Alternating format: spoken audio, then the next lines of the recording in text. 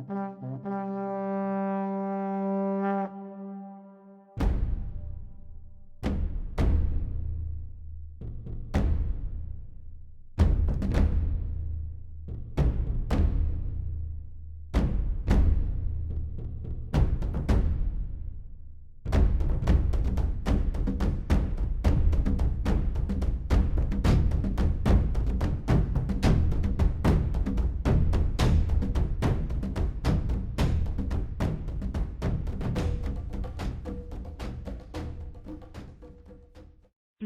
Talk Radio.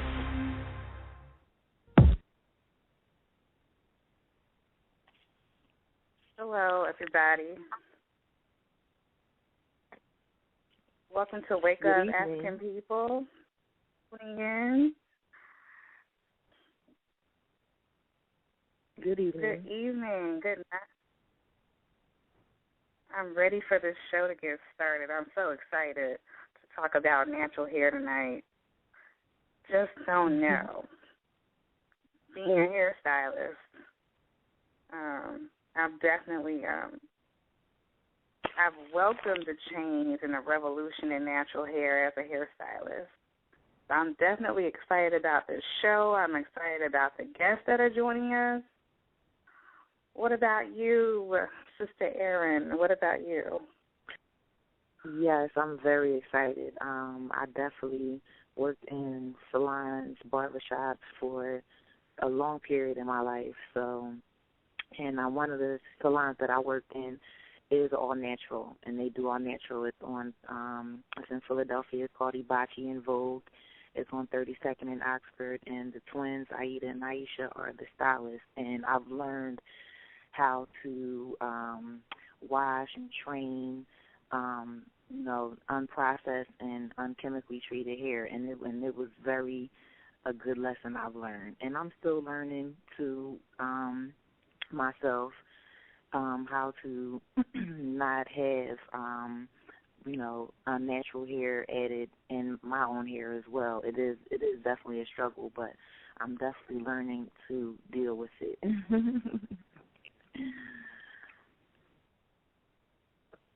It's definitely a personal journey. Everybody starts at different times in their lives for different reasons, I think. So I know some sisters I know, they stopped because they were just tired of paying the hairstylist to relax their hair, and then getting it relaxed sometimes every 4 weeks. And they were just tired of spending that money, and the maintenance was so high. So they said, the heck with it. And I know a few sisters down here, I know that just did the big chop. They just went for it. So, right. Yeah, it I saw the can be transition. costly at moment. It can be costly. Oh, yeah. Especially seeing, a lot of sisters going into the shops every week. Mainly most of the older women who have went lower, have the lower, shorter cut.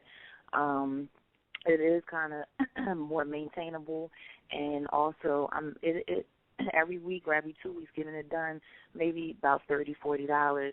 They have really good jobs, whether it be government jobs, teachers, lawyers, nurses. I mean, it's to them, to have their hair looking good is at no expense. And I feel the same way as well. I mean, I'm not a doctor or a lawyer, but I am shameful. I do spend money on my hair. But I've stopped putting in perms. As right now, it has been for 6 months. My God dad shared some information with me about how these chemical products, they create cancer in, the African women, and, ovarian cancer, cysts, different type of scabs within the hair as well, damaging the follicle, destroying the new growth to the hair. So I've actually stopped getting the perms, and I've just been wearing my hair braided or just been wearing my own hair out straight. Now, I did get a sew-in which I wanted to try differently because I haven't had for like a year now. I didn't do the fake hair thing. I just had my hair braided in the like individual braids. But I said I wanted to try a different look because I was doing in the transition through modeling, and I know like in that world they do have you trying different hairstyles. So that was the reason that I decided to get the hair. But really, I do have my own hair, which is long enough that I can just wear that natural as well. But it is a struggle trying to, compete, getting your hair done every week or every 2 weeks. And I think as black women, we need to be more aware of like the difference in shampoos. Like I switched certain shampoos I don't use. That has a lot of chemicals in it. Certain grease products that is not for moisture. It just weighs your hair. It weighs your hair down so that it hinders blockage and growth.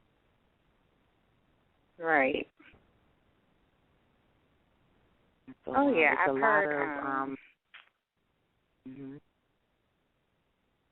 You go ahead. So I started trying. It's called Aveda, and they use it's chemical. It's not chemical products.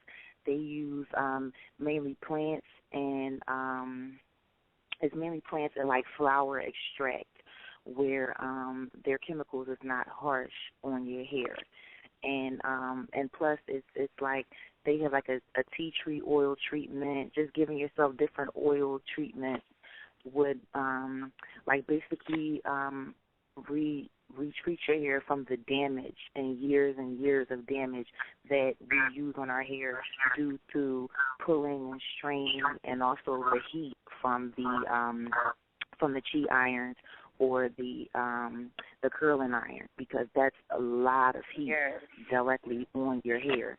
So when I switched over to these products, and it really did wonders. I mean, it didn't make my hair feel all gooky.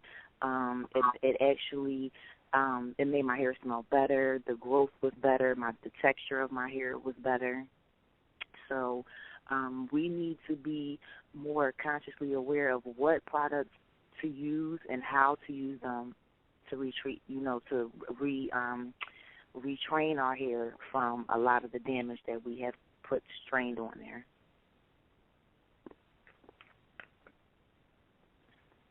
Oh yes. It is definitely a learning experience, and a lot of women say it's a hit or miss. What products work better than others on their hair? Because everybody's hair texture is different, depending on their genetics. So, correct. One conditioner might work. One mixture might work better for you. One concoction than what will work for me. So it's been fun experimenting for me, trying different products, what works, what doesn't work, and definitely the chemical, like you said, certain things, certain greases or certain oil, certain products have chemicals that are damaging, really, in the long run. And I know for a fact, like Panthenol, I don't think Aveda uses that. Panthenol, me as a hairstylist for years, I've retired in the past year or so, but over the years, Panthenol in any natural hair is just, for me, it's hard to style it. It coats the hair. It's like a wax base. And when you go to try to even detangle your hair while it's wet, you're still causing breakage with certain amounts of Panthenol in certain products. And I know with shampoos as well, sulfates. You're not supposed to, in natural hair, sulfates are a no-no. It just dries it out even more. Our hair is already naturally dry. Sulfates and paraben paraben is another one that we should not use in our hair at all. Paraben is also linked. I had a doctor from Duke University. I used to do her hair. And she was the one who made me aware of, because a lot of the shampoos, a lot of the products that we were using that had the paraben in it, it's actually linked to cancer. And Europe actually outlawed all products with paraben in it years ago before we even did it. They outlawed it probably 5 years before we were even aware of. That's when you all of a sudden started. Europe was already ahead of the game with that, but that's when you started to see more advertisements here in the U.S. after they were having like these conferences with doctors, and basically it was new information, or what they thought to be new information that linked cancer to paraben. And so that's why you had a big boom all of a sudden with products that did not contain paraben in them.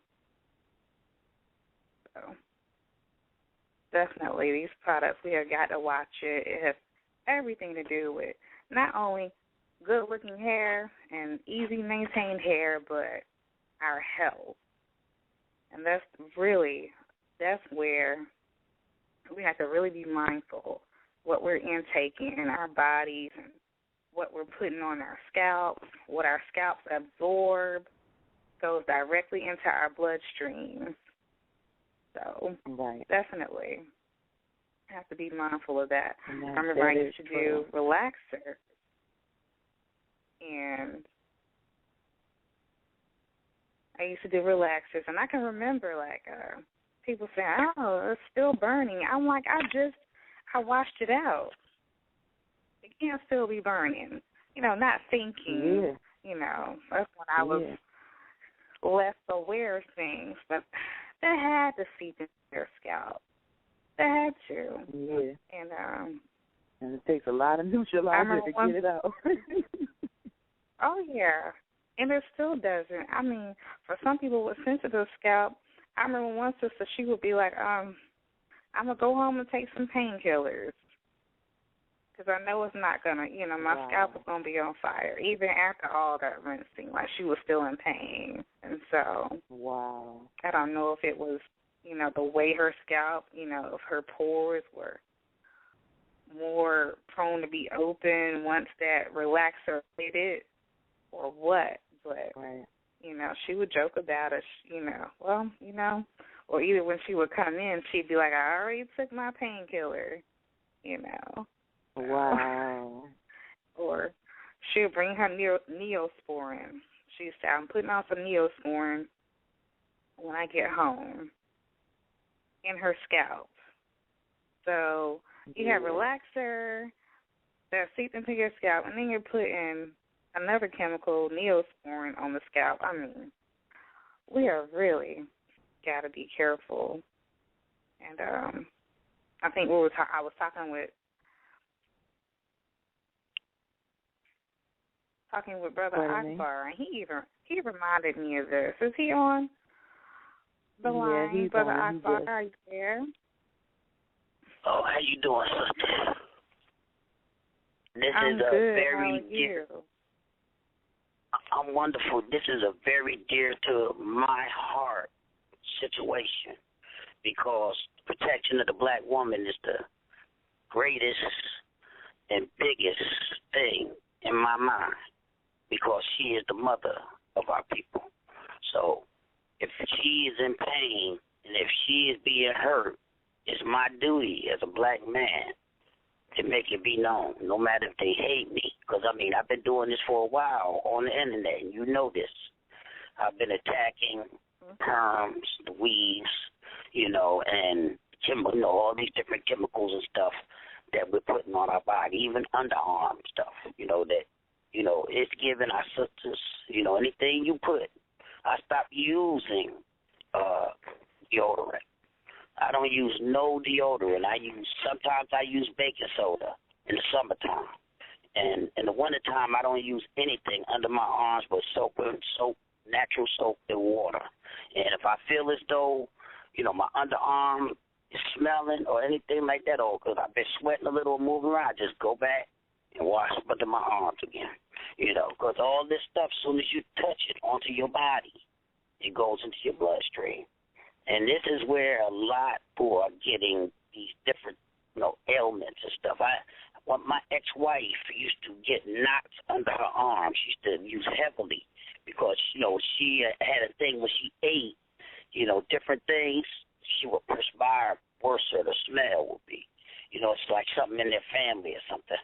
So she would get knots under her arms, and that's when I started looking at this. This is years ago. Not to use. I used to use this rock that you buy, now this is my underarm. Now you're talking about your head, where your brain is. The people who applies it to your head, they put gloves on. You don't have no glove on your hand. Now, if they're worried about their hands being, and the stuff getting on their hands and destroying their hands, you're putting it on your head.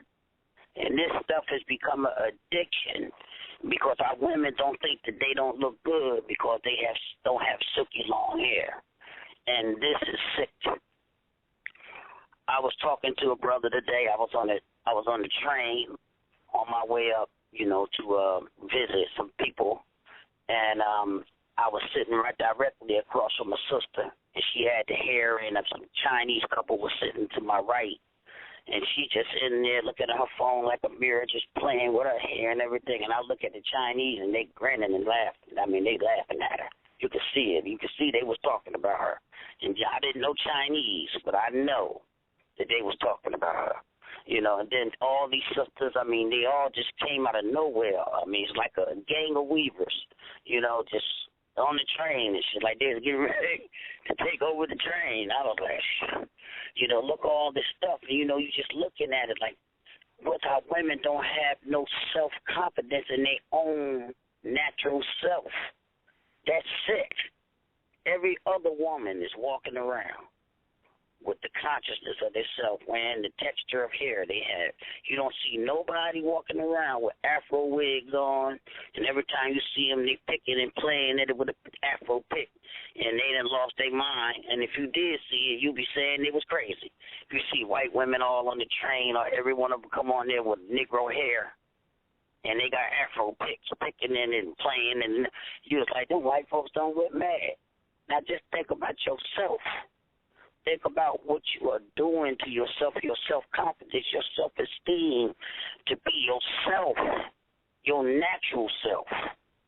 And this is a problem. This is a psychological problem.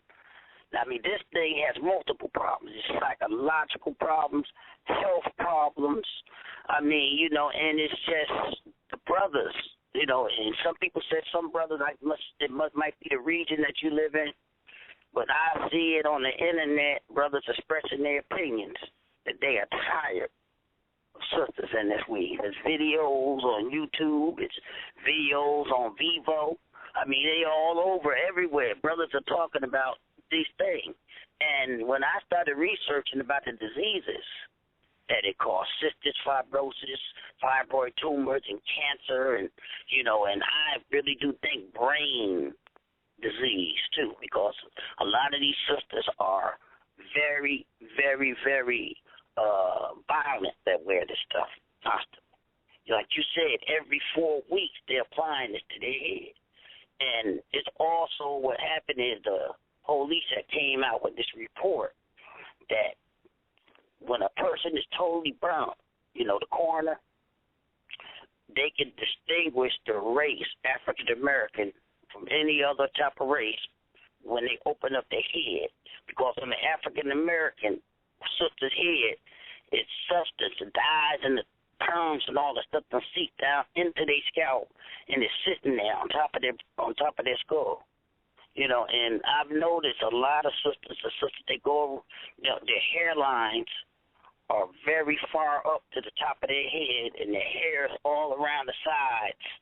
You know, I mean, the hairline's completely gone to the point to where now they can't go without the weave. And a lot of sisters dying bald-headed. I mean, there's more bald-headed brothers than that.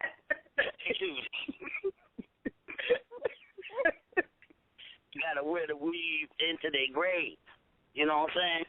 You got to wear a weave and a wig on your head in your grave. You got to meet your maker. I mean, everything, your body's going to be wasted away and turned to dust, and there'll be a wig left there. A wig, a Chinese wig that you suffer when the archaeologists find it. Like I said, we know this was a Negro, but it was a wig. You know what I'm saying? A Negro woman. You know? Yeah, this shit is crazy. It done went too far. Sisters need to leave that shit alone. And ain't nobody playing no games with them because I'm coming hard this year, harder than before. I'm getting ready to start making T-shirts and everything anti-weed. I know I'm going to be attacked because it's a very sensitive thing because they are in some type of mental crazy state.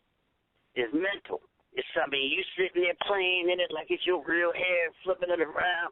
And you know, I mean, it's like, you know, you in some type of real dream-ass world. And if you fake on the outside, you are fake in the inside. 9 to 10, because you living in a dream. I mean, you just, and then the high maintenance. Let's don't talk about that.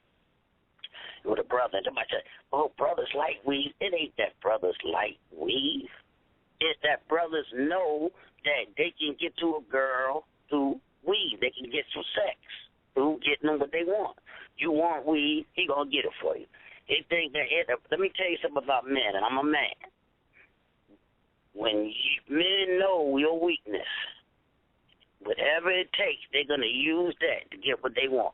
So you may be an illusion that men like weave, but that's not true. It's just the men know that they can use that because when they come at women that they see that's confident, that wear their own hair and everything, they come at them differently.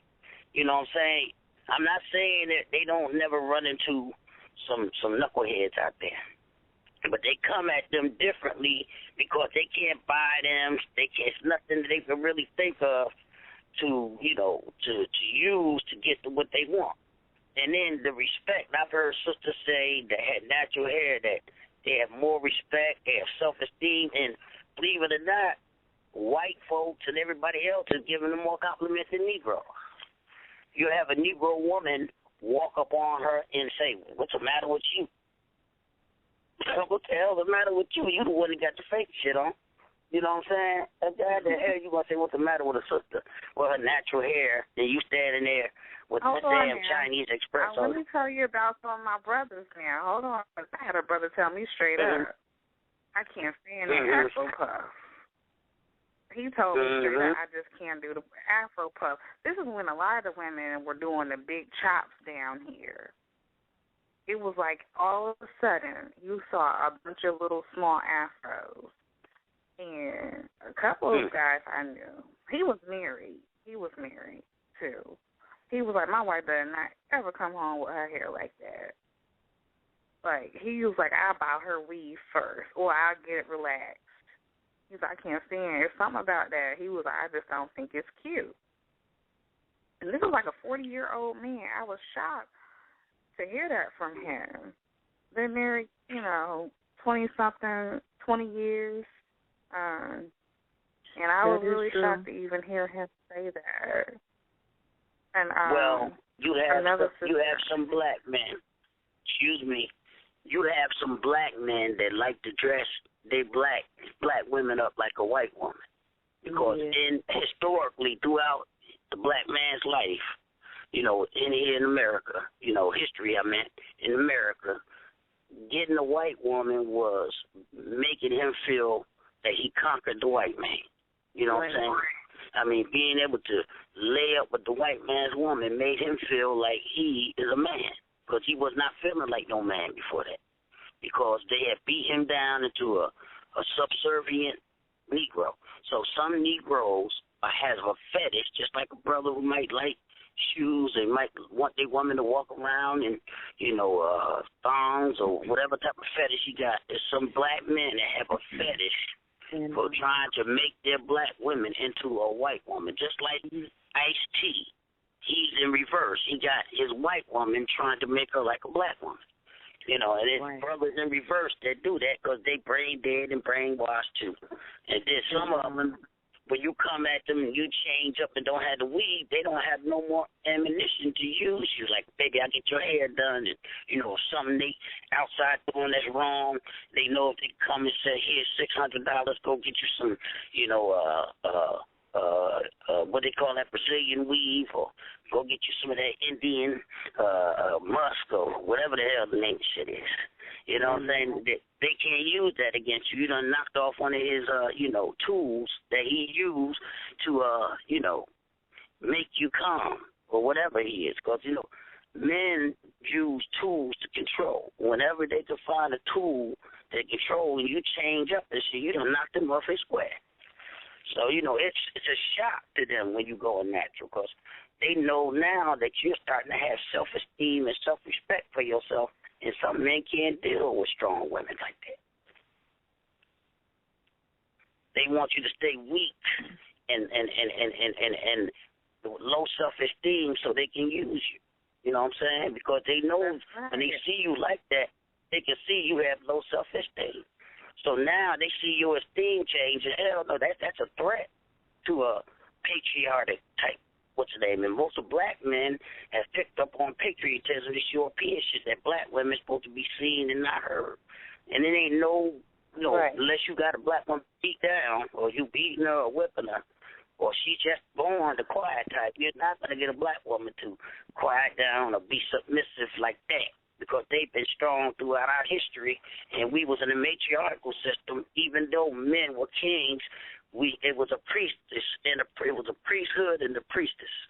You know what I'm saying? We have always had the opposite of everything. That was a balance, the way we worked things out. And the reason why we had women at first is because that's how you came there. First, you came through a woman. You ain't come out no damn Adam's rib and all that type of madness the Europeans be teaching you. So the natural black woman is a threat to the whole thing, because they know once she gets her mind back and on track, she's the first teacher. And when she get her mind on track and back and see with confidence, and you can see it. I've been down here in Center City, down here in Philadelphia, and I was seeing 3 black sisters in one day on the same street walking down with big afros, and you can see the white people all turning around looking. I mean, everybody was all like it was majestic royalty walking through the damn crowd and shit. I had to holler across the street and say, "You sister, you look good in your afro." And you can see the difference in these type of sisters that wear their natural hair and everything, because they seem more confident in themselves. And this is why I try to put this message out. You know, they know when our women wake up, it's all over for them. Because, see, the black man loves a true black man who's not brainwashed and dead, loves his black woman, and he follows. We naturally follow our mothers. And that's the natural way of things. When you're a baby, you follow behind your mother. You don't run behind your father until you start to get to really know him and bond with him. Your mother, you bond with her coming out. You already bonded with her. You come out because you was already inside her bonding. So the thing is when our black women wake up in the 60s, when the black women woke up with the black men, we had power. And we were doing things. That's why they had to come against us to put it down. Marcus Garvey, the first brother that really had the biggest mass movement and nobody has ever gotten to this time. As large as Marcus Garvey or influential as Marcus Garvey, was the first to coin black is beautiful. You know what I'm saying? And then what he did was he had put it in his newspaper, but it was one thing he had was Madam C.J. Walker. It is the first self-made black millionaire lady. And what happened is Marcus Garvey was going, really getting it going on the hair, but Madam C.J. Walker was a big contributor to the Negro World, the newspaper. So he kind of he didn't hit it hard, but he, didn't go against it because it was just straight. It wasn't perm, and it was just hair straightening combs and stuff. And it was different greases and all that stuff, such as you could use to straighten the hair with combs. Because I'm saying hair straight, straightening combs. I could live with a sister bumping her hair out a little, long as she don't do it all the time and damage and kill her hair every day, trying to look European. But I can see if she wanted a little silky smooth, but it's just this wearing this fake hair and dead hair that's coming off of dead cadavers because they can't supply, so now they're taking it off dead folks. And you don't know what kind of spirit was in them folks' hair that you wear. You know what I'm saying? And it's really, in Brazil, they done started running up on women and clipping their hair off, robbing them for their hair. That's how bad. Oh, my.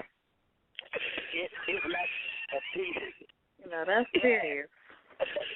Go ahead and Google it. That's sickness. In Brazil, they're running up and robbing the women for their long hair. The women with long locks. I seen it on the news, on the regular news.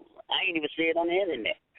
They running up and cutting their locks off, and they're getting like about $200 to $300 for a piece of hair. That's how bad it is. Wow. And now, it was the major companies was in the hair was Brazil. I guess a couple little Asian countries to give up a little hair, but the most was India, because they got that Buddhist thing where they tell the people to sacrifice their hair to the god and they sell it.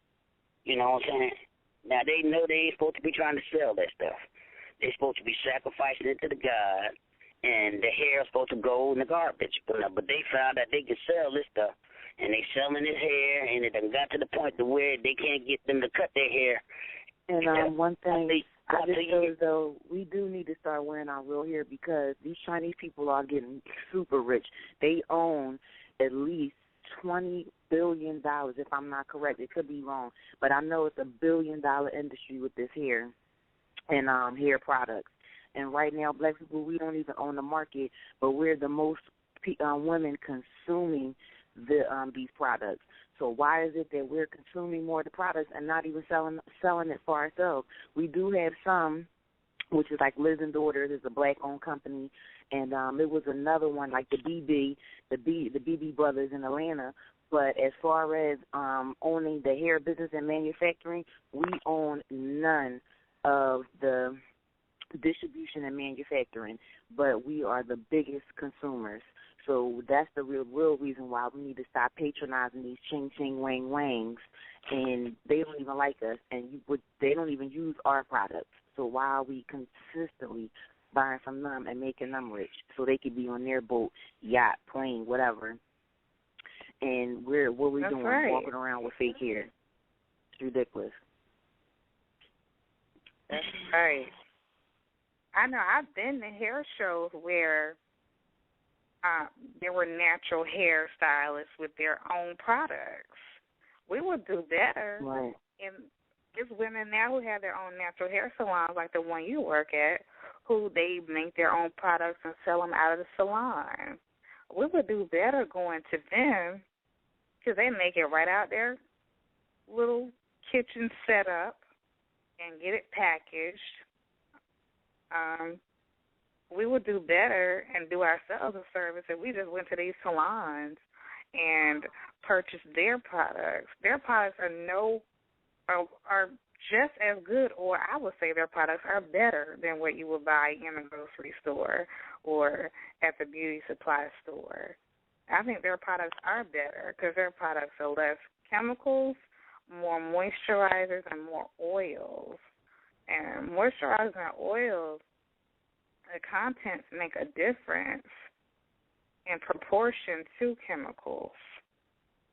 So definitely I've seen, how they might mix maybe a slight bit of chemical for preservation, but for the most part it's all natural.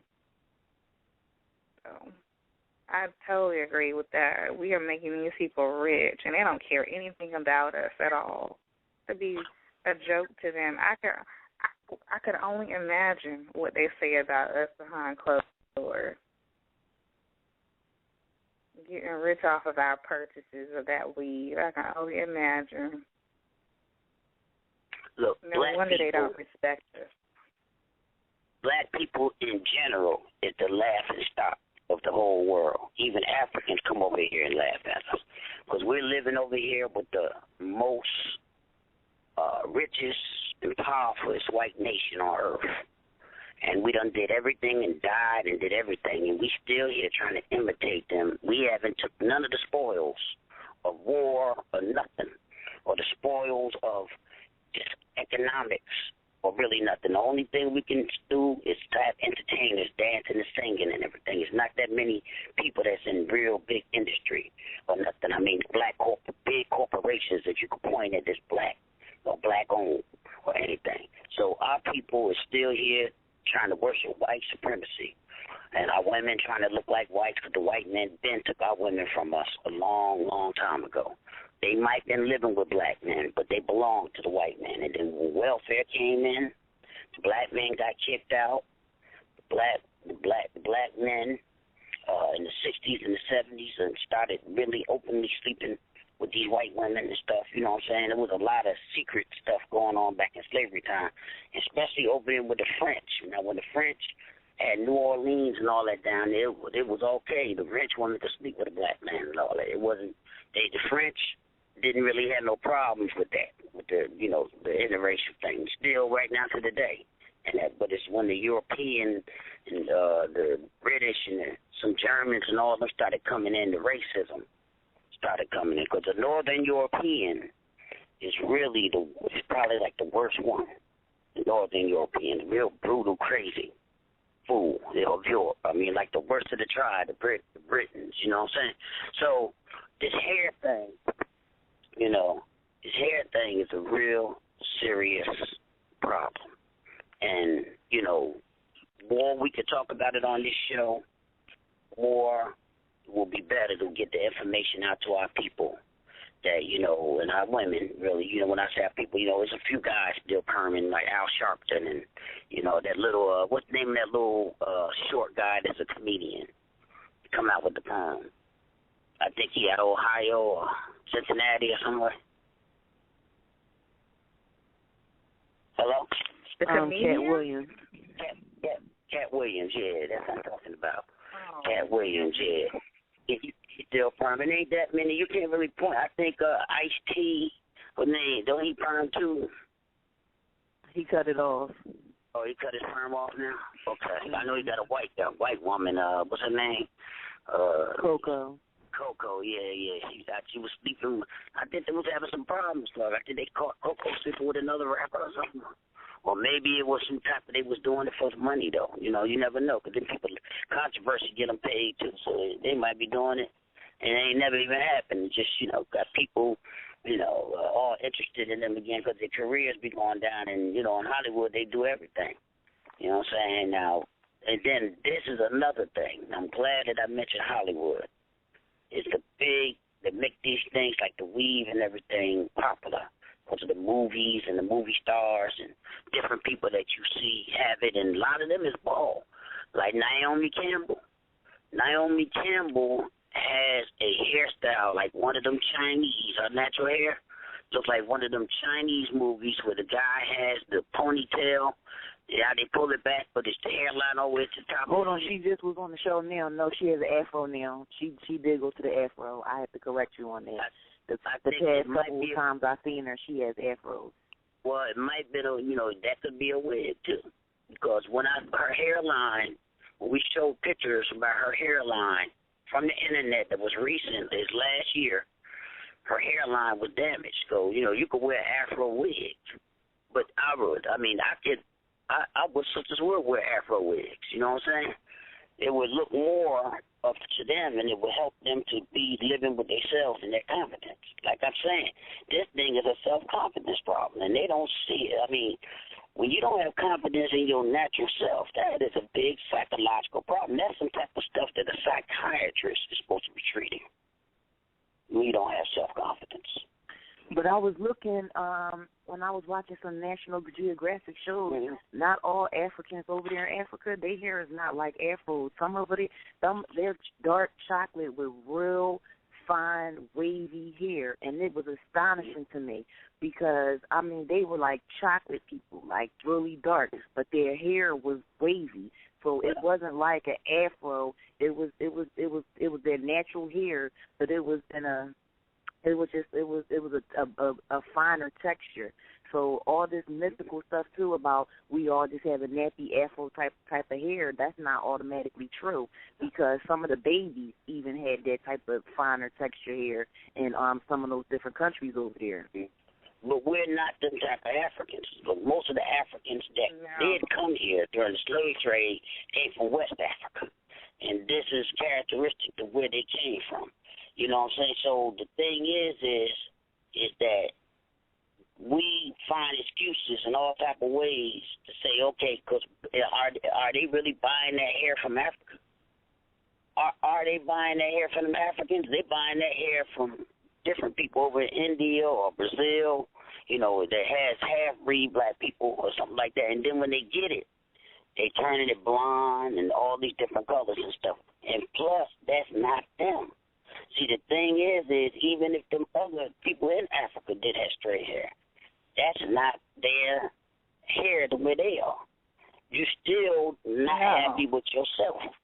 You know what I'm saying? You even think that this other African with straight hair like white people look better than your coarse or your curly, what we call nasty hair.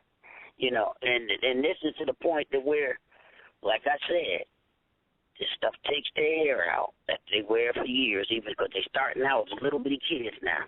Now they're right in their teens bald-headed. I've seen them. And they're getting bald-headed, more bald-headed, and by the time they're old, they have no thing, no other thing they can do. They have to glue a hair down to their head when they die. You know what I'm saying? They got to glue a wig on. This shit is crazy, man. How you don't even want to die and go to your maker with fake hair? This is sick. I'm saying, and I can't see how anybody can believe to justify this. They have every reason to stop health. I mean, self-esteem, psychological health. I mean, you know, cancers and brain tumors and everything else from this stuff. And in the black community, the whole thing has been done. These diseases are prevalent with black women. And all my sisters had cysts and fibroid tumors because they all used that hair relaxer and all that stuff. They've been using it for years and years. And it's a known fact that most of these things occurring in the black community, and most of these chemicals that's in these Chinese and Korean hair stuff is banned. It's not even, they don't even let them in other countries. And America knows they don't even test it. They just let it come in the black community. Because they know they can keep the black woman brain dead, worrying about appearance instead of substance within herself and building on herself and her inner self.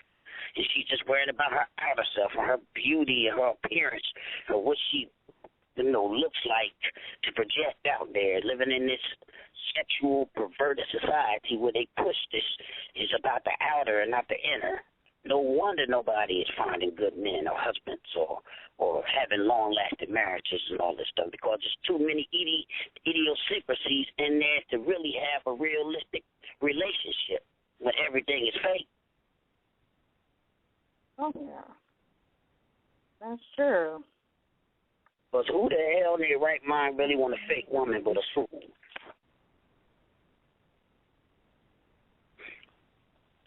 I mean, she got to take all that stuff off before you can get down. You can't even touch the black woman's hair because she's so worried that you're going to pull it out track. That's right. It's crazy. You're going to have to hit us with that tonight. How can you connect? Yeah. How can you connect with your woman and you can't even touch her head and hair and, rubber hair? I mean, the hair is a very spiritual thing, the hair. Touching the hair, touching your woman in her head, her brain, showing her and caressing her on her head, or put it between your legs and scratch her hair for her if her head itch. And she asks you to part her hair and scratch it or oil it for her or whatever she may want you to do. But now you can't even touch it because it's not even real. She all there flipping it all around and acting like in an imaginary type trance, thinking that it's real, thinking that it's yours. That's very psychotic. That's psychotic. Definitely. It's psychotic. It's psychotic. You know what I'm saying? So, you know, we got to look at this from a psychological, a point, a poisonous chemical going into your body and damaging your health. And also, we got to look and see that it can also be being used as a tool, because it's propagated and pushed these images, and it keeps the black woman's mind on wanting to, you know, think about appearance and everything other than substance, and it's spread into the children, and the children early walking around with weave and dyes. And I mean, you should see these little girls going to school. I seen a whole crowd of Catholic girls going to school. It was enough weave to fill up the back of a dump truck. You know, so this is crazy. It's crazy. It's spreading to the children. Your children are having self-esteem problems because you're showing them that their hair is not good enough. They should be ashamed of their own hair. It's not good enough to walk around with your own hair, being yourself, being what the Creator created you to be. You've got to go and paste or sew in some stuff from somebody else, or some it might not even be somebody else, because most of the hair in the ghetto is nothing but petroleum products. It's not even real hair. It's just that baby doll hair, Barbie doll. You know what I'm saying? That stuff is chemicals. You don't know what type of reaction is happening. Some sisters, when it touch their skin, it's breaking them out. I see a lot of sisters with bad-looking skin. Their hair be touching their skin. Chemicals be getting on their face and burning their face, and, you know, making craters in their face and all that stuff. Cause, I mean, this is some serious stuff. I mean, even when Chris Rock came out, this is how bad it is. With the hair, what was the name of that thing he did about hair? Y'all remember the name Chris Rock when he made that little documentary about the movie? It was called Good Hair with Nia Long and Raven Simone and Melissa Ford and Lauren London, and he went over to India because, like you said, the Buddhist women, they chop off their hair. As soon as they chop it off, them Indians, it's the Indian guy that scoops it up, and the older women, they wash it, they clean it, and they sew it onto the tray, and they get those bundles together. They tie them bundles up, and they put them in a little package. They put it in a bag, and the Chinese man is right there to scoop it up, and he's on the first plane smoking to L.A. to sell it back to Vivica Fox and all them. Yeah, because most of that hair there goes to the rich.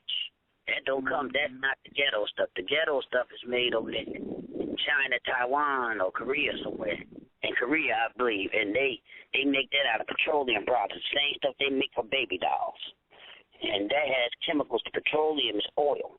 You know what I'm saying? It's oil products and stuff. And oil is fossil fuels like fish, and they get it out of the sea. It's fish and plants that was in the sea. They get it off of land. It's animals, people, trees, you know, all different stuff that went back into the earth and are made fossil fuels. And then they making this stuff, some type of chemicals in it to, you know, to harden it, to make it what's name, and they, you know, they do it and they make this hair stuff. And it touch your skin, and it messes up your skin, and plus it's so sharp it cuts off your hair. It cuts your hair. When you sew it into your hair, glue it into your hair, put it in there, and it entangles in your regular hair, it cuts it off, and then sometimes it even smothers your hair that's being laying on top of it. Smothering your hair helps some women's hair to fall out. Because your hair needs sunlight and hair. It's like the rest of your body. Oh, yeah. Yeah. Oh, yeah. So we got to look. We got to really get sisters' attention, and I'm so happy that so many sisters have come back to me and thanked me after they got onto their hair journey, because I've been fighting on Facebook and everything. And I remember when I first started talking about that hair, they came at me. And now, really, I don't even get that much resistance. It's just sisters popping on there saying, I'm happy to be nappy, or they just don't look at it, or what's the name? I put one thing out about a creamy crack, and it had went viral, you know, and, you know, I'm so happy, you know, the sisters saying that they are happy to be off that creamy crack. Because crack don't have nothing on this hair thing. This hair thing has been going on for a long time to be accepted. Bleaching your skin and, you know, it's just reemerging. Bleaching your skin, superstars, they all bleaching. Beyonce, it done bleached herself about 3 or 4 shades. She's like a white woman almost now. And that Rihanna, she bleached herself. And, you know, Janet Jackson bleached herself and did her nose. Tamar. Yeah. Yeah, and even this the Hudson girl, and she done bleached herself a little too. Jennifer Hudson. Yeah, she has. Yeah, 'cause she was darker. I liked her better. I liked her better when she was thick. You know what I'm saying? The better when she was thicker. Listen to you. No. Well, nothing the matter with her. They done made her head look too big for her now. Well, she done got too skinny. You know, but you know, this is the thing they do. They want you to follow this thing, and they have our people on image. It's image. They control us through the images and the news and the TV, the entertainment and everything. Our people is just like a chess game, and every time they make their move, you have to make a move, but you making the wrong move instead of making the right move to beat this thing. But this matrix is something else. You know, and our people got to understand this is all social engineering, because now they just, everything they have done is just been a lie to us, being included in this real American dream, especially the black community. They owe more to this black community than any other community in America. The black man is still by the white man's side, you know, and our people have been, we got to start going for ourselves, thinking for ourselves, and just being ourselves, and stop even trying to emulate these folks. That's why nobody respects us when they come here. They laughing at us. We just like you get an animal that try to imitate you, like a damn bird. One of them birds, they talk to them, and the bird talk back to you. And it's the same words you saying. We just start imitating. Simon says, Simon do. Trying to imitate these Europeans instead of trying to be ourselves and creating our own image, you know what I'm saying, and making our own image something that's really good, not this, hip, the way these people, I don't really say it down hip-hop. You know, we're having a show on hip-hop tomorrow night. It's going to be very interesting, so tune in. If you're online, tune in tomorrow night at 9:30. We're going to have a show on hip-hop. I want to put that out there. And all this stuff is used to control our people. And they want you to be crazy and stupid and lustful and sexual and, all these different things. And then when you come in pregnant, they shoot you up with this and prenatal care and stuff that never even existed back in the day. All women did was eat good and have their babies. Now you got to go in and take these pills and this and that and go through these injections, and now you can't even have a damn baby correctly. You're in there screaming and hollering. They got to, cut you open and take the baby now. And sometimes some women can't even have babies. And then another thing about this perm too stuff, that when you get into your bloodstream and all that, I think it has something to do with your reproductive system. Because if it's going in there, making fibroid tumors and ovarian cancers and all this type of thing, that's your reproductive system. So it may have something to do with some sisters can't have no babies. And nobody has talked about that yet. And that's another issue I want. We have a caller in queue. I hate the caller. Okay. Last area code is 405. Did you have any questions or comments? Well, I was just really listening to everything you all were saying. Okay. What's your name, sister? And who are we speaking with? Yeah. My name is Marquita. I'm a that's the guest. She's supposed to be our guest. What happened to you, sister? I think I was late. I was late. Well, you're here now. And, I did tell you earlier you must have lost track of time on us. But you're here now, and, you can talk about your hair. If you, your natural hair and everything, and what happened and how'd you end up going natural, and how, your life is and how you feel now as a person walking around natural. Let us know. Well, my hair journey started in 2007. I gave birth to my first daughter, and I had an aneurysm 3 weeks after I had her. So 6 weeks later, I woke up in the hospital with the right front of my hair cut off from the brain aneurysm surgery and all that I had. And so I was so addicted to creamy crack that I was going to try to save the hair and just wear it to the side, kind of like a Donald Trump look. And my physical therapist, when she came in, I had gotten better, and I was able, I'm moving around and things. So she told me that she would, she didn't have to do therapy with me, so we would just sit and talk. And she had she had done a big chop, and it was just so beautiful. She was a dark skinned lady, and she wore that short, kind of like a ball fade. It was really short, and it was so pretty on it. I was just looking like, God, that is so beautiful. So the next day, I went into the bathroom, and I said, what am I going to do with my hair? But I'm like I'm saying, I'm addicted to it. So she kind of inspired me. So I just stood in the bathroom at the hospital and just cut all my hair off.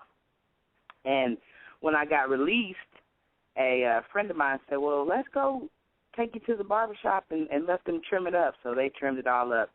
And I didn't feel anything, actually, because I didn't know everything that I know now. So time would pass, and I decided hey, I've always wanted to have locks, so let me try that. So I started off with that, and it was growing pretty good. And my hair has never been this long. And I've been having mine since 2007. So my daughter, she cut a few of her cornrows out her head one year, and I decided to redo my own, so I cut them all off and started over. So this is like my second batch that I have now. But with the second batch came the freeing of my mind, where I decided to find out more about natural hair. And the more research that I've done, and the more I looked into it, the more I found out that this is the way my hair is supposed to be in this natural state. And I've been this way since then, but I wasn't a free thinker at first. I wasn't a free thinker at first. I'm just one of those confident people that I've always been able to do my own hair, so I can rock any hairstyle. So that never was a problem for me. I think that now when people see me, I think they notice a confidence in me. I think they notice a uniqueness, a difference, that I don't look the same as all the other girls standing in the line behind me at the store. And I get compliments. I had one lady just walk up to me out of the blue one day and she said, I love your crown. I had never heard that before, I was like, wow, that's a nice term to use, And I put a few shells in there, and I don't believe in the dye. I don't believe in the dye or the perm, the relaxer, or I don't believe in any of those. I just think that your hair should grow the way that it is. I don't believe in the heat or any of that. And so once I got to learning more about the meaning of our hair, I spread the word to everyone I know. That's all I talk about. That's all I talk about. So I've changed the minds of a few people and the way that they see their hair, you know, because I go into great detail about it from what I've learned. And I don't know. Do you have any questions? Because I'm kind of nervous. Yeah.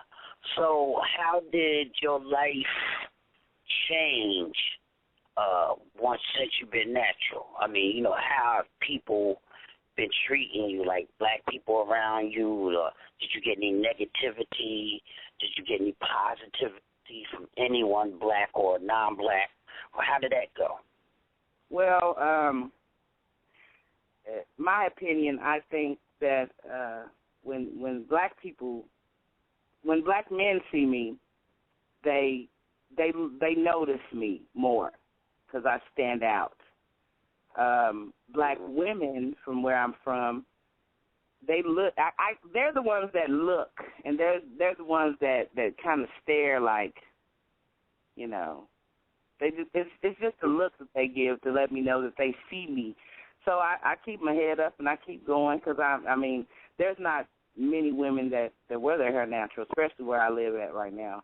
And but non-black people, I think when they see me, they know that I know who I am. That's how I feel about that. They're the ones that they don't ever ask to touch my hair. It's mostly black people that wonder if my hair is real, if it's all mine. I remember I was going to a technology school in 2009, and my teacher asked me, "Are you going to do something with your hair?" I said, "This is my hair." "That's your hair?" "Yes, this is my hair." And she was just shocked because she was, you know, she wore perms and weaves and all that type of stuff, so she was shocked. But my life has probably changed because I believe in, if you free your hair, you free your mind. I think it all goes together. It may take some time before you catch up, but eventually I think once you free your hair from that perm or that relaxer, I think it gradually your mind becomes open to more, you know, things around you. You're going to be a little more in tune with everything after stop using that chemical. So my life is just, I like the way I look. I like the way I look, you know. I like the way I look. And your pockets probably a little bit more fatter too. I mean, I can find other places to use that money. Yes, I can. I'm not one of those. What do they call? They call the women the product junkies. I'm not a product junkie. I started off with beeswax and found out that that's no good for your hair because of the petroleum in it. It's really greasy. It'll break your locks off. And so I asked somebody on Facebook, and he recommended something organic, and I found some organic lock and twist gel, which is really a cream, but they call it lock and twist gel, and it works perfectly for my hair because I have a fine texture of hair, so I don't really have that really kinky. To me, kinky is good because you can just lock that up with, you don't have to use anything, but I have that kind of like a fine texture, so I need something to help it be told what to do. And after that, I mean, but my mind is free because I'm never worried about my hair anymore. I'm never worried about the way I look or my appearance as far as, oh, I got to comb my hair I never did really go to beauty shops, and I've been burned by a couple of beauty shops. I've been burned by people that do your hair at home as far as they cut all your hair off or they don't do the style that I wanted them to do, so I save money with that. But other than that, I'm not a product junkie, so yeah, I save quite a lot of money since I don't buy the relaxers anymore. So didn't you, I think we were having a conversation, say something that you influenced your mom? Yeah. To Yes. Let's talk about moms and her hair journey. Okay. Well, my mother, since I've been natural, like I say, I advocate for it in my own city. So anybody I know. Yeah. Let me say this for you. Go ahead. We forgot. Tell us where you from, because there's not that many out there. Oh, okay. I'm from Oklahoma City, Oklahoma. Yeah. You know, we got people all over on our radio show. We give them, because we want to know what black people is doing all over America. Yeah. And we see that this natural hair thing is not just somewhere in New York or in Atlanta or in Chicago or in L.A.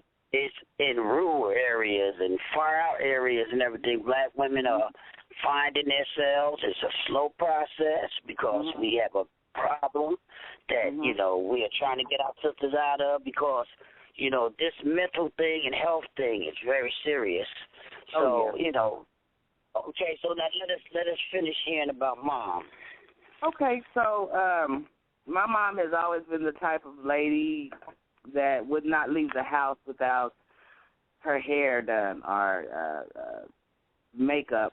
And so over between 2007 and now, that's all I talk about. That's all I talk about is our hair and how it must be a glorious thing that we are the only culture of people that have this type of hair, and no one else has it, where it grows up towards the sun and it doesn't grow downward. And so they hear me speaking about this, and so but she wanted locks, and people ask me all the time, who does your hair? And I do. And how much do you charge? And I don't know how to do anyone else's. So I took her to a lady that we know that cuts hair, and she did her big chop, and she grew it out some, and then she got her big chop, and she's been wearing her afro ever since. And she has that salt and pepper hair color, so it's really gorgeous. And she tells me all the time, you know, how she gets compliments and how people are just like, oh, you look like the lady from that show, Good Times. She says, you look like that lady. People tell her she looks like that lady from Good Times. And that's because they see her in her natural self. This is the way I look up. This is the way I look when I wake up. You know, so I feel... You talk about Florida Evans. Yes, Florida Evans. That's who she looks like, you know. And so, and she's proud of that. And I can just tell. And so I also have a sister. Yeah, and she permed her. I have my niece, which is my sister's daughter. She used to perm that baby's hair and put weave in it, and I just would reel about that because it just irks me. She's too young for that stuff. You got to stop doing it. And her hair would never grow. And so she finally listened, and she grew the baby's hair. Ever since she stopped perming and putting that weave in the baby's hair it's just growing and growing and growing. And so she also decided. I'm sorry? Well, how old was the baby? She had to be 4 when it all started. She's 8 now. Yeah. When she was doing all this. That is sick. To put that stuff in the little kid's hair that young. I mean, what justification do you have to put weave in a little 4-year-old girl? That this stuff should be illegal, and I actually really think they should. You know, I don't think they should just take somebody's children right away or straight up. They should threaten them or something, because I think that should be listed as child abuse. Well, when you're taught, because you messing with that child, you messing with that child's mental now. Because you this are. stuff is mental, and you're encouraging them to use stuff that's really illegal, but they don't care about us. They don't. That's right. In a white community, If it was in the white community, these chemicals, these Koreans and stuff are selling. They would be them, ban them, and they would be kicking their behinds, because the Koreans don't even have no stores in the white community. Because white women don't buy stuff like white women got to do special order to get their weave and stuff. What store you see white women running in for weave? Sisters always trying to use this thing that white women get weave too. But where's the white stores with the weave at? I've never seen a white weave store. Me either. Not a one white person in none of the stores. There's always black people in the stores, and the Asian people behind the counter. Always. Every one of them I ever went to. I haven't went into that Queens very often. Is it Queens? No. There's another one. I forget the name of it, but I still haven't, like you said, I haven't seen any white girls go buy weed.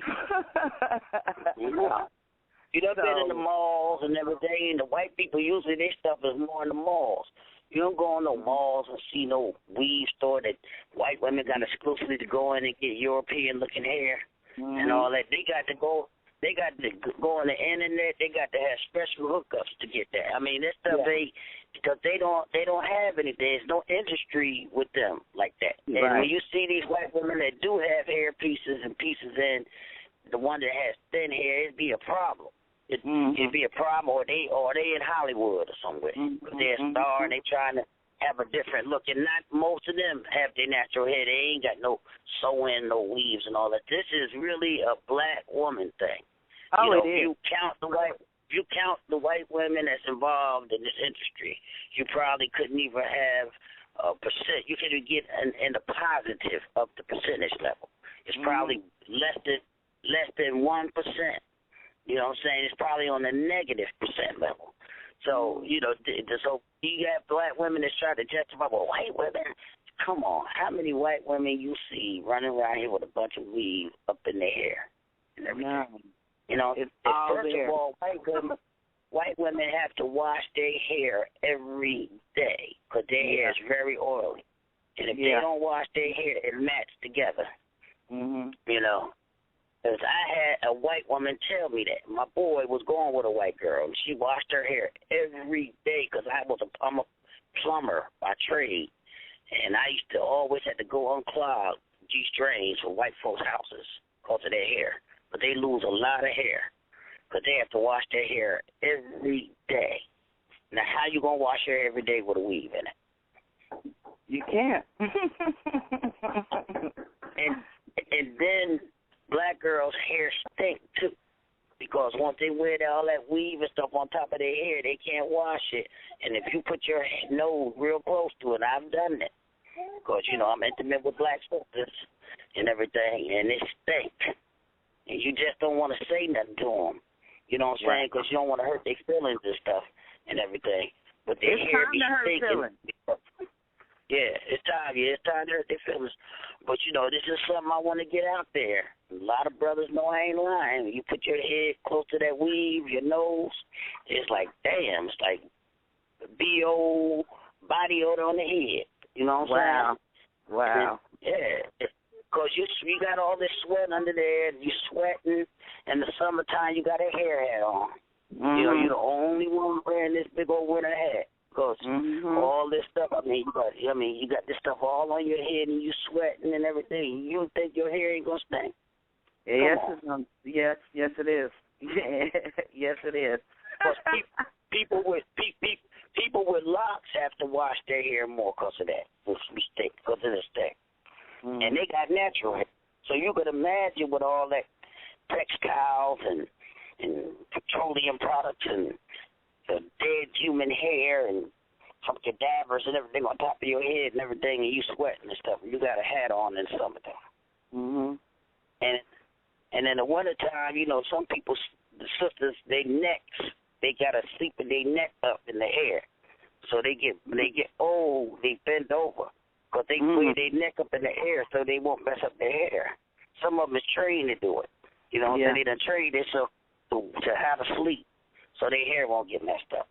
So now they sleep orthodox, cutting off the damn bloodstream to their brain and stuff. Ain't even laying down flat. Got their head up, trying to keep it up so they won't mess up their hair. I mean, they go through so many changes to try to keep this thing. And the word permanent, I don't know how the word permanent got put in there, because the shit's not permanent. You know what I'm saying?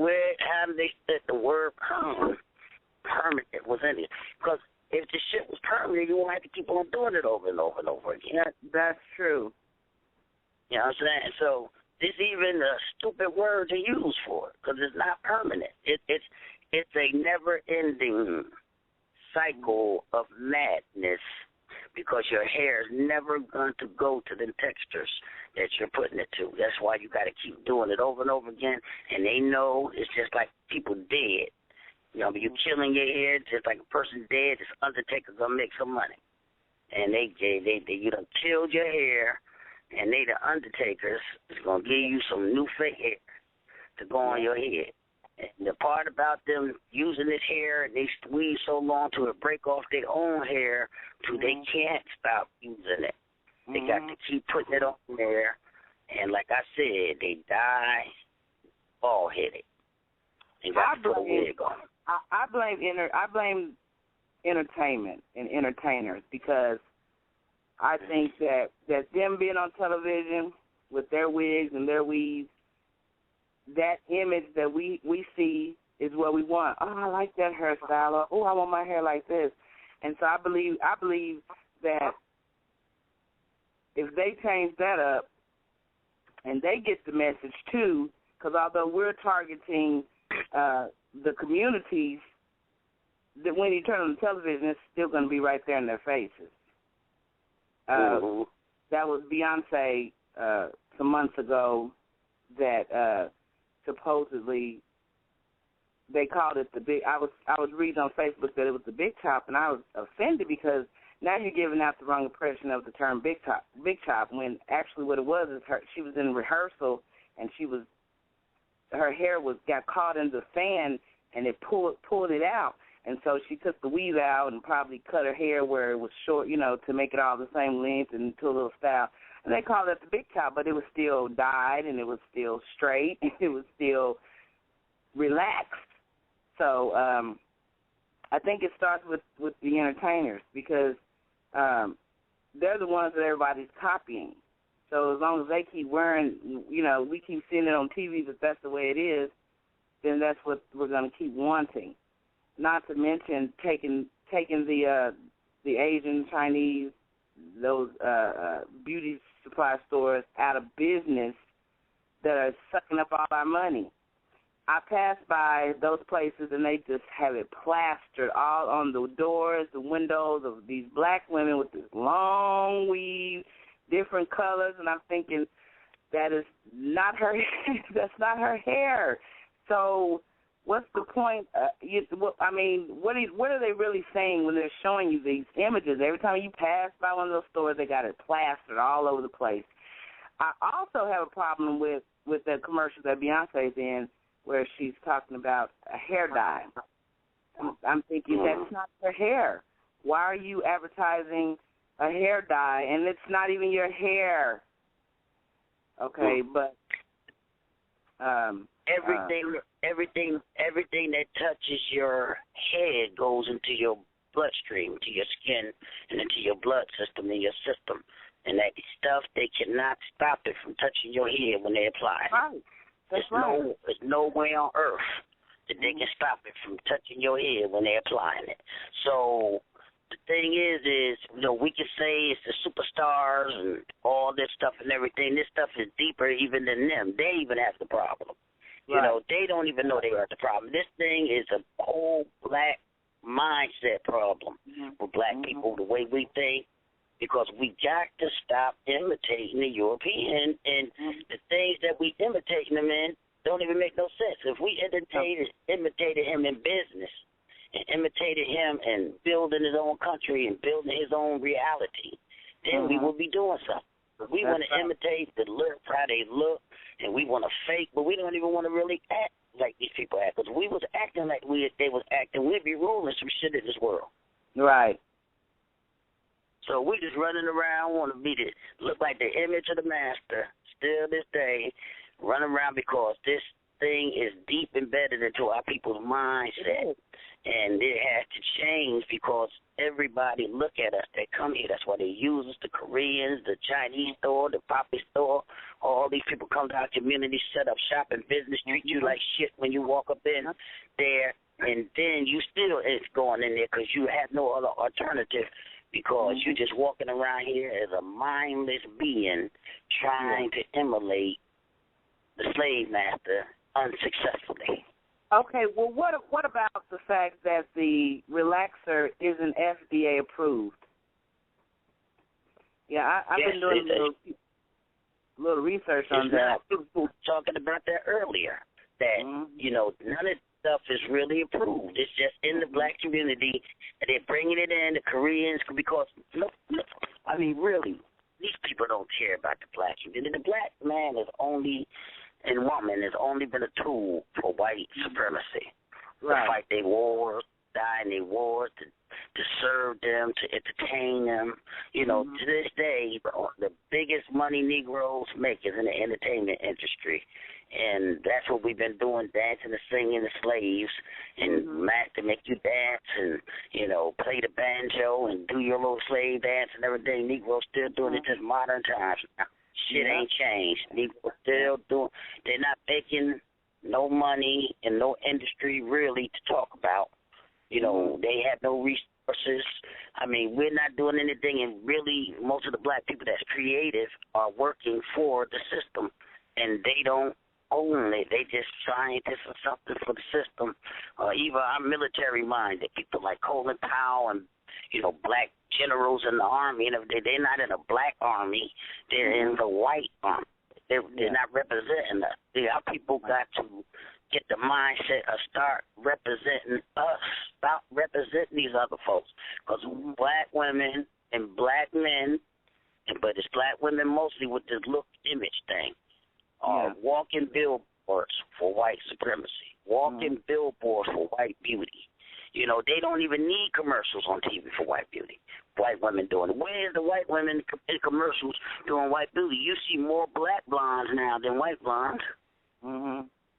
That's Look true. at these TV shows, the Atlanta Housewives. Oh, you know, the ball chicks. You know what I'm saying? All these crazy shows where they got these so-called successful black women on there with blonde hair, long weaves, and all that, emulating white women and as look-wise, but emulating a crazy-ass ghetto-listic Negro in the suburb in another way. So they looking like whites but acting like dumb, crazy niggas. And this is pushing, and it's one of the highest top shows. Then you got this other show about the president and his black mistress, modern day Sally Hemings story. You know, with Jefferson. Thomas Jefferson was sleeping with Sally Hemings, making black mulatto kids with her. This a modern day, you know, thing. And the white woman on there begging the black woman to sleep with the men. And this is the #1 show black women like. I mean, they did a thing on it. I mean, they like this show, seeing this. I don't know what it is, what they think about sleeping with this white man. They claim it's black men. That's the only ones who want to sleep with these white women. But it's statistics. Why is this the best show amongst black women? But a show of a black woman being a harlot, a bed wench, you know what I'm saying, to the white man. Because the white woman is sitting up there getting all the accolades and everything. She the president, wife, the first lady, but you slipping and sleeping with the white married man. And this is what you project to the black girls. This is what they're supposed to do to get success. I feel like that show is disrespectful because we have a black president. How come your new show about a president isn't about the black president? Why does it have to be a white president when our current president isn't white? So that was a turnoff for me right there. I didn't watch it. I said when they start showing a show that has a black president, that's when I watch it. Other than that, I'm not going to watch a white president while we're in a current situation with a black president. So that's why I didn't watch it. And then I found out Williams syndrome. Yeah. But my opinion on that is the president we got now is whiter than any white man ever been in office. Well, shit. And mind, body, and soul. Shit. Yeah. What are you doing? Please, this man, it was a wasted vote. People went out there standing in the line and everything. People was out there dancing when he became president. I heard guns go off in the air, Negroes was party, screaming all out in the street in Philly. And they ain't getting nothing. Ain't nothing. Black people are more unemployed now than they was when the white man was up in there. They letting us know that they still running it. They just put a black face up there to give us some hope, I guess. Y'all want some hope, Chris? Hope. But like you say, nothing's changed.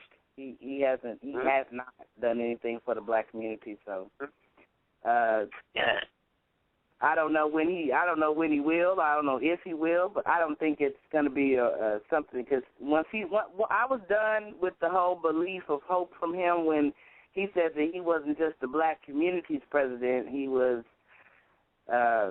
everyone's president. So I was like, well, he's telling us what side he's on.